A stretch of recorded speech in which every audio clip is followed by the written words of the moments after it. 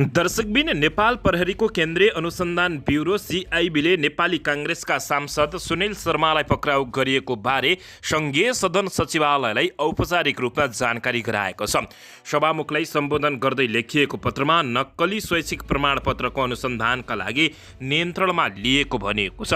पत्रमा सिआइबी प्रमुख किरण बज्राचार्यको हस्ताक्षर रहेको छ। दर्शक महानुभावहरू, अपराध गरेपछि सांसद तथा नेताहरू पछिल्लो समय भटाभट पक्राउ पर्न थालेका छन्। दर्शक महानुभावहरू, नेपाल प्रहरीको केन्द्रीय अनुसन्धान ब्युरो सिआइबीले नेपाली काङ्ग्रेसका सांसद सुनिल शर्मा विरुद्ध शैक्षिक प्रमाणपत्र किर्ते कसुरमा अनुसन्धान अगाडि बढाएको जानकारी दिएको हो। सिआइबी प्रमुख एआइजी किरण बज्राचार्यले सभामुख देवराज घिमिरेलाई बिहिबार साँझ पठाएको पत्रमा मोरङ क्षेत्र नम्बर 3 बाट निर्वाचित शर्मालाई फौजदारी कसुर गरेकाले पक्राउ गरी हिरासतमा लिएको जानकारी दिएका छन्। पत्रमा कतिपय चिकित्सकहरूले भारतीय नक्कली प्रमाणपत्र पेश गरी नेपाल मेडिकल काउन्सिलमा दर्ता भएको तथा काउन्सिलद्वारा सञ्चालन गर्ने दर्ता प्रमाणपत्र परीक्षामा सहभागी भएको पाइएकाले कारबाहीका लागि नेपाल मेडिकल काउन्सिलले सूचना दिएको उल्लेख गरिएको छ। सिआइबीले शैक्षिक प्रमाणपत्रबारे राष्ट्रिय परीक्षा बोर्ड सानोटिमेको 2079 साउन 5 गते पत्र प्राप्तबाट 1996 सालमा रोल कोडको 6504 रोल नम्बर 10117 आइएसी तहका सुनिल कुमार शर्माको कैफियतमा अपुष्टि नष्ट भेरिफाइड भनी लेखिआएको पनि जनाएको छ। शर्माको उक्त शैक्षिक योग्यताको प्रमाणपत्र किर्ते गरेको कसुरमा प्रचलित कानुन बमोजिम अनुसन्धान गर्नुपर्ने भएकाले मोरङ क्षेत्र नम्बर 3 का नेपाली काङ्ग्रेसको तर्फबाट प्रत्यक्ष निर्वाचित सांसद सुनिल शर्मालाई पक्राउ गरेका छन्। सिआइबीले भनेको छ, फौजदारी कसुरको अनुसन्धानका क्रममा पक्राउ परेका निज शर्मा प्रतिनिधि सभामा निर्वाचित सांसद रहेकाले संविधानको धारा 103 को उपधारा 6 बमोजिम उनी माथि परेको यसै पत्रद्वारा सम्माननीय सभामुख समक्ष सूचना एवं जानकारी गराइएको बेहोरा सदर अनुरोध गरिएको छ भनिएको छ।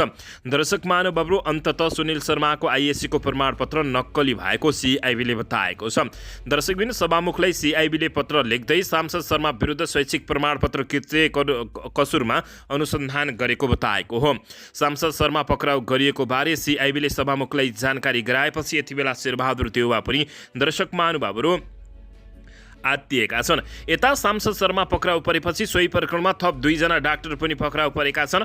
नेपाली काङ्ग्रेसका सांसद डाक्टर सुनिल शर्मा पक्राउ परेपछि सोही प्रकरणमा अर्का 2 वटा डाक्टर पनि पक्राउ परेका हुन्। सांसद सुनिल शर्मा पक्राउ परेको केही समयपछि सोही प्रकरणमा डाक्टर रञ्जित कुमार यादव र तिर्वी शिक्षण अस्पतालमा कार्यरत डाक्टर अमृत चौधरीलाई पनि केन्द्रीय अनुसन्धान ब्युरो सिआइबीले पक्राउ गरेको हो। पक्राउ परेकाहरूलाई सिआइबीले लजिमपाट स्थित भाडामा लिएको नेपाल ट्रस्टमा रहेको भवनमा राखेको जानकारी प्राप्त भएको छ।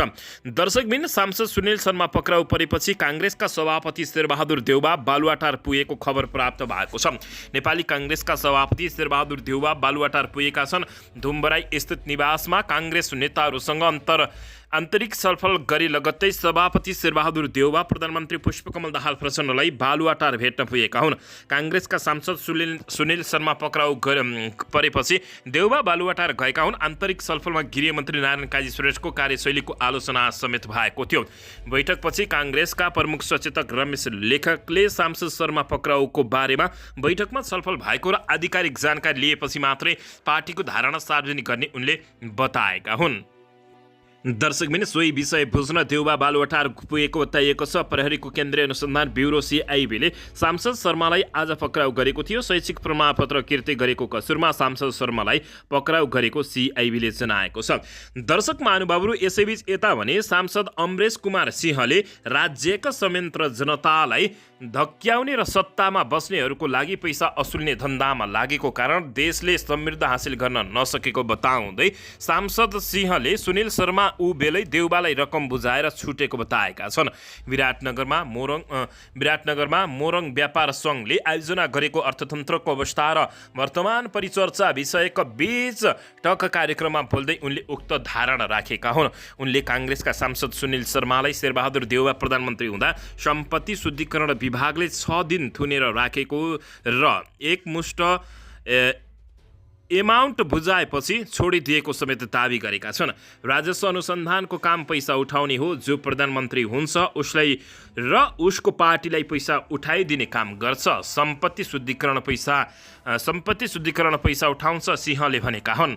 उनी भन्छन्, मोरङको सांसद हुनुहुन्छ डाक्टर सुनिल शर्मा। देउबा प्रधानमन्त्री भएकै बेला उनलाई 6 दिन थुनेर राखिएको थियो। केही एउटा एमाउन्ट बुझाएपछि उहाँले पछि टिकट पनि पाउनुभयो, चुनाव पनि जित्नुभयो र शरद सिंह र सांसद पनि बन्नुभयो। त्यसकारण राज्यका विभिन्न संयन्त्रको काम धम्काएर पैसा वसुल्ने काम भइरहेको समेत बताएका छन्। दर्शकबिन, काङ्ग्रेस सांसद शर्मा नक्कली सर्टिफिकेट बनाएको आरोपमा पक्राउ परेका छन्। दर्शकबिन, यसैबीच यता प्रधानमन्त्री पुष्पकमल दाहाल प्रचण्डले मन्त्रीहरूको कामप्रति आफू असन्तुष्ट हुन नसकेको बताएका छन्। बिहिबार सिंहदरबारमा प्रधानमन्त्री, मन्त्री, सचिवहरू सहभागी कार्यक्रममा उनले सुधारका केही प्रतिबिम्ब देखिए पनि सन्तुष्ट हुन भने अवस्था नरहेको बताएका छन्। उनले अब कार्य सम्पादन सम्झौताका आधारमा मन्त्रीहरूको रिपोर्ट कार्ड बन्ने र सम्झौता अनुसार काम नभए मन्त्री, सचिव, विभाग तथा आयोजन प्रमुखको जिम्मेवारी फेरबदल गर्ने चेतावनी दिएका छन्। अब विगतमा जस्तो यो वा त्यो बहानामा आफूलाई सुम्पिएको कार्य सम्पादन अनुरूपको कार्य ढिलाइ गर्ने छुट कसैलाई छैन, प्रधानमन्त्री प्रचण्डले बताए। प्रधानमन्त्री प्रचण्डले भने, कार्ययोजनामा उल्लेख भए अनुसार प्रगति हासिल गर्ने मन्त्री, सचिव, विभागीय तथा आयोजना प्रमुखलाई पुरस्कृत गर्ने लक्ष्य अनुसार प्राप्त हासिल नगर्नेलाई सोही अनुसार अभिलेख राखी जिम्मेवारी फेरबदल गर्ने समेत सरकारले आवश्यक कदम चाल्ने बताएका छन्। पहिलो मन्त्री परिषदको बैठकबाट सार्वजनिक खर्चमा मितव्ययिता अपनाउने, राष्ट्रिय परिचय पत्र, राहदानी, सवारी चालक अनुमति पत्र लगायतका सेवाहरूलाई सरल, पहुँच योग्य र झन्झटमुक्त गराउने र विकास सम्बन्धी काममा तीव्र दिने प्रधानमन्त्री पुष्पकमल दाहाल प्रचण्डले स्मरण गराएका छन्। प्रधानमन्त्री पुष्पकमल दाहाल प्रचण्डले 2079 साल पुस 18 र 19 गते सबै मन्त्रालय तथा केन्द्रीय स्तरका कार्यालयका सचिव र कार्यालय प्रमुखहरूसँग छलफल गरेको क्रममा सेवा प्रवाहलाई चुस्त बनाउने तथा विकास निर्माणको गतिलाई तीव्रता दिने निर्देशन पनि दिएको बताएका छन्।